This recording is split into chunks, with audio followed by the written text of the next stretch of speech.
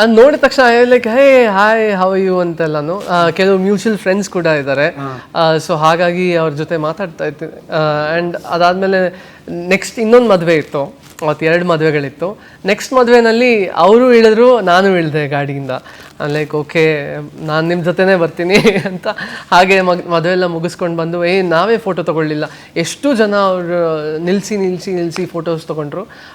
Like ನಾನು ಅವ್ರಿಗೆ message ಮಾಡಿದೆ, ರಿಯಲಿ ಲೈಕ್ ಅಪ್ರಿಷಿಯೇಟ್, ನೀವು ಎಷ್ಟು ಪೇಷಂಟಾಗಿ ಪ್ರತಿಯೊಬ್ಬರಿಗೂ ಇಲ್ಲ ಅಂದೆ ಫೋಟೋನ ಆರಾಮಾಗಿ ಎಲ್ಲರ ಜೊತೆ ಫೋಟೋ ತೆಗೆಸ್ಕೊಂಡ್ರಿ ಅಂತ. ಅವರು ನಾವೇ ಫೋಟೋ ತೆಕ್ಕೊಳ್ಳಿಲ್ಲ ಅಂತ, ವಿಲ್ ಟೇಕ್ ಎ ಪಿಕ್ಚರ್ ಅಂತ. ಆಮೇಲೆ ಅದನ್ನು ರೀಕ್ರಿಯೇಟ್ ಮಾಡಬೇಕು, ಏನದು ಡೈಲಾಗು ಅಂತ. ಅದೇ ಅಂದರೆ ಈ ಸೀನ್ನ ಎಲ್ಲರೂ ನೋಡಿರ್ತಾರೆ.